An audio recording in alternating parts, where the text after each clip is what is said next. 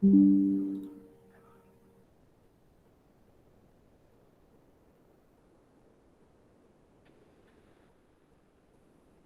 Assalamualaikum warahmatullahi wabarakatuh.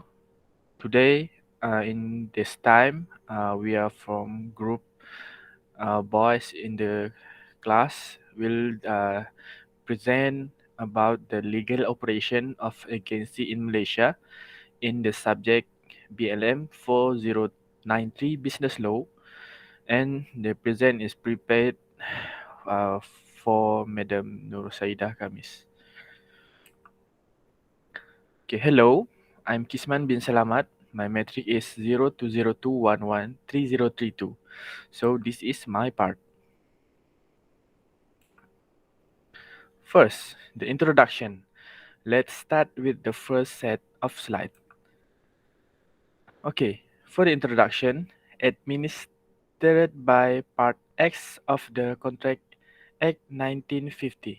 Okay, uh, the agency is administered by the Part X in the Contract Act 1950, and then it's also can use the relevant English law in is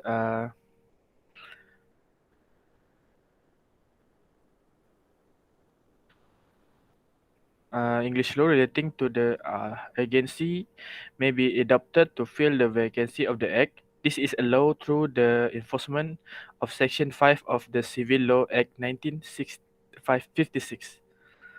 And then it is impossible, right? We know if we want, we are only the only one to settle one task or all the tasks. It's maybe it's impossible. So uh, for the participant need the agent to help to done the task. Agency contract exists between the principal and the agent. Okay, what is the meaning of principal and agencies?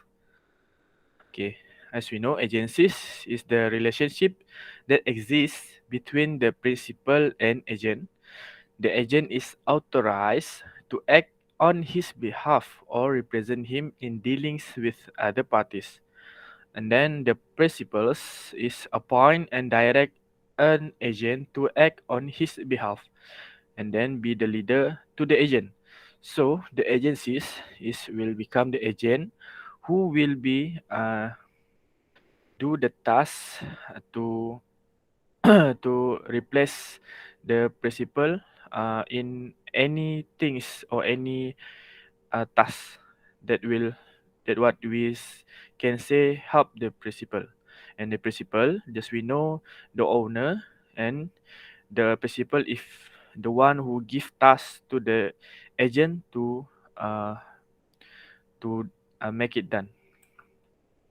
And then there are two types of agency contract. First, a contract between a principal and agent is which the agent has the power to act for and on behalf of the principal. And then for second, contract between the principal and a third party through of the work of an agent. Okay. They are think about first and second. When the agent make uh, well done the task from the principal, so the third party to the work will be settled with the principal.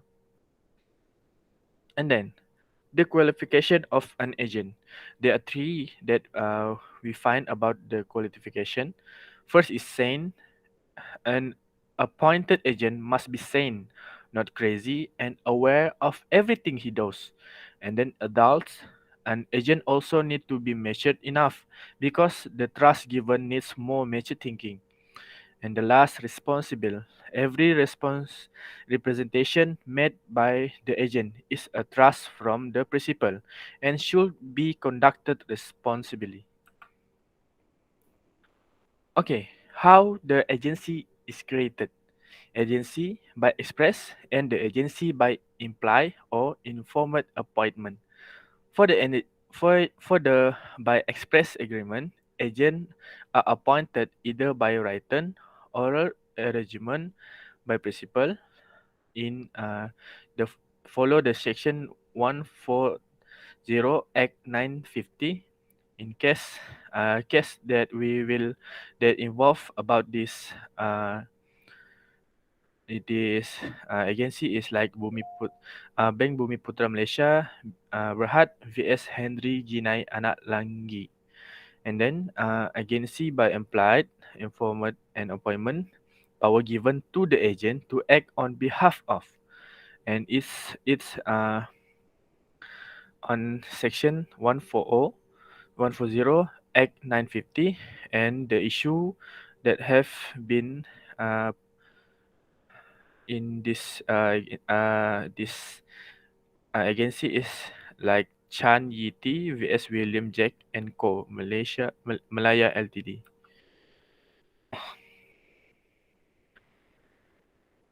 So next I give to my friend. Okay, Bismillahirrahmanirrahim. Assalamualaikum warahmatullahi wabarakatuh. Hello, I am Muhammad Fuzuddin bin Zamri. My metric number is 0202113034, and this is my part.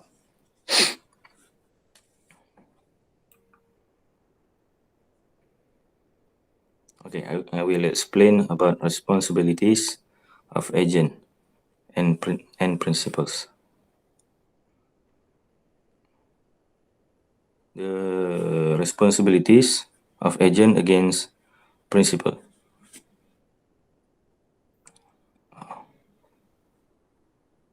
Alright, first, number one, they must obey instructions in section 164 Act 1950. Number two, they must conduct business as usual in the absence of instructions from the principal in section 164 Act 1950. Number three, they must perform duties with care, diligence, and skill in section 165 Act 1950. Number four, they must submit accounts correctly in section 166 Act 1950. Number five, hand over the principal all monies received in Act section 171 Act 1950. Number six, they must contact the principal for further instructions in section 167 Act 1950. Number seven, they does not delegate duties or powers to others in section 143 Act 1950. Number eight, they does not disclose confidential information or confidential documents of the principal, and the failure is a breach of trust. Number nine, they does not accept secret profits in section 168 Act 1950. And lastly, number 10, the agent must act in good faith and not allow personal interest to conflict with the interests of the principal in section 168 Act 1950. And next, the responsibilities from principal against agent. Number one, to pay a commission or other reward that has been agreed in the agency contract after the agent has completed his duties. And this is in section 172 Act 1950. Number two, the principal will not knowingly block or prevent the agent from earning his commission. And number three, the principal shall pay all damages to the agent on the acts of action taken by the agent in carrying out his duties within the jurisdiction conferred by the principal in Section 175, 178 Act 1950, and exception in Section 177 Act 1950. And next, what is the power of agent? The principal will only bound by the action taken by the agent if the action of the agent is within the jurisdiction assigned by the principal. The power of agent can be divided into two categories. First, actual authority, and second, apparent authority or ostensible authority. All right. And this two is in Section 140 Act 1950. For actual authority, the actual authority given by the principal to the agent expressly either orally or in writing. And then the second one, the apparent authority or ostensible authority. It's actual power that can be inferred from the circumstance of the relevant circumstances or conduct of the parties, or inferred from the things mentioned or in writing.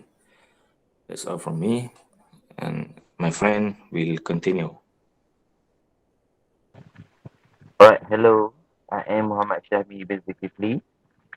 My metric number is 0202113035. So, this is my part.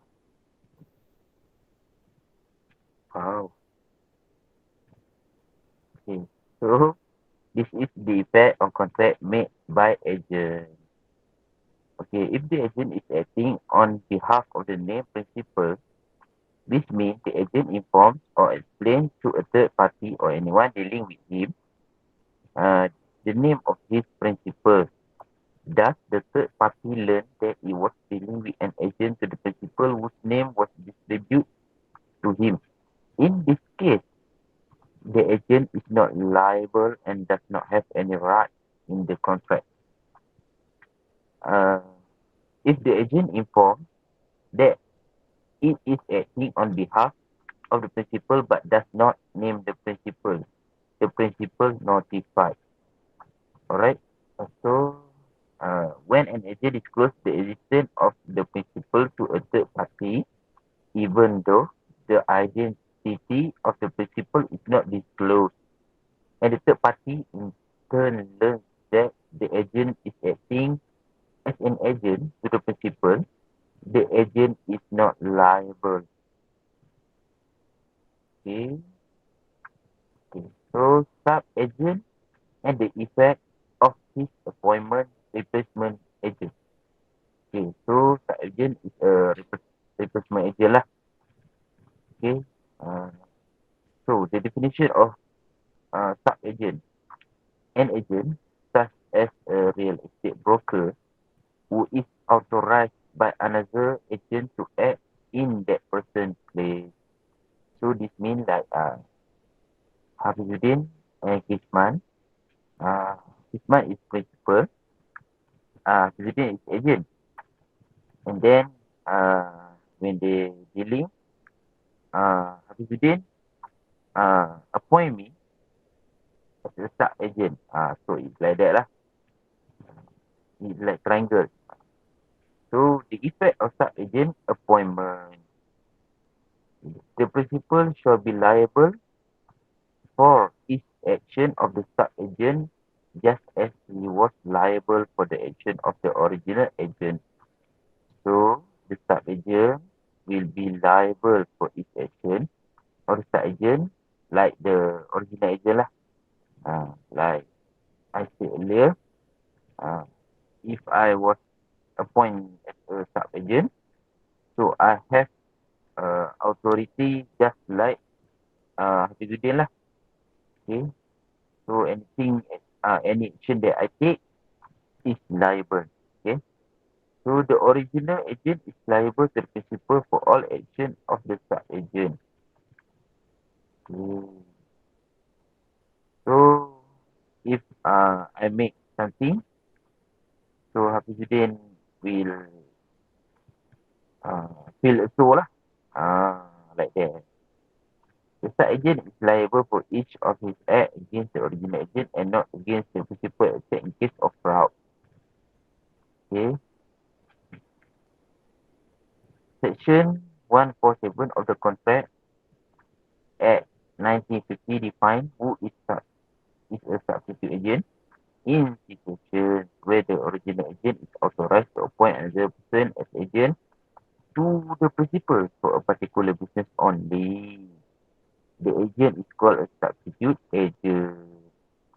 The substitute agent is treated as an agent to the principal and not a sub-agent to the original agent for the portion entrusted to him. Next. Okay. Termination of agency relationship. The principal withdraws or the agent dismiss the affair of the agency. This can be terminated if the principal withdraw or agent dismiss. So it's automatic terminate. The principal may revoke the powers conferred on the agent. So the principal like he does not agree lah with the power the agent has. Like that lah. What agent do, he does not agree. So it will terminate so lah. Like that. Mutual agreement is when both parties intend and agree for the agency to be terminated. Okay. So both of principal and agent is agree the agency to be terminated. Like Hafizuddin and Ekman, they agreed to terminate the contract. The relationship lah. The agency. So it will be terminated lah. Tak banyak. So revocation of power by principal on section 154 Act 1950. According to the general rule, the power of agent may be revoked at any time by the principal before the power is exercised to bind the principal. However, a cancellation made before its due date may entitle the agent to action. Okay. And then for loss of commission of remuneration, for loss of commission or remuneration of the agent if he has performed service for the principal. Okay. And then for expenses and liabilities incurred in carrying out his duties. Other than may if the cancellation is unreasonable or if no reasonable notice of cancellation is given to the agent. Next. Okay, so we continue. The agency may be revoked by operation of law by means of execution of an agency contract. For example, if the agency is created for a single transaction, then the agency expires when the transaction is complete. Okay, so if the task has to be done, so terminate lah. Where you must wait. Okay, so open expiration of the period specified in the agency contract. Okay, so the contract has expired. Its period is expired. So we cannot do anything. Like that lah. Then with the death of the principal or agent, when principal or agent die, automatic contract will be terminated. When an agent or principal goes insane, if they go insane, then the contract will be terminated. Okay. When the principal became may become bankrupt or is declared bankrupt. Okay, principal bankrupt, so automatic terminate lah because principal does not have money to pay to agent.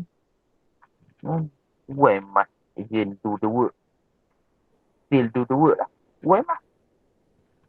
Okay, so do not do the work. Then, with the occurrence of an incident that renders the agency invalid. The agency does not valid lah. Like that. Next. So, the conclusion, the agent is the representative or the principal in dealing with one party to the other. Where the person to be agent must be a person of trust, efficiency and integrity. Many business nowadays, for example, car buying and selling, real estate and many more. But unfortunately, the society nowadays is often deceived and suffer losses not of tens of thousands but millions of ringgit due to lack of knowledge and information about agents. In conclusion, we as a developed and knowledgeable society must have a lot of knowledge so as not to be easily deceived and so that the affairs to be carried out run smoothly. Okay, that's all from me and my friend. So this our reference. And then thank because you lend us your ears and eyes. Okay, thank you. So any question?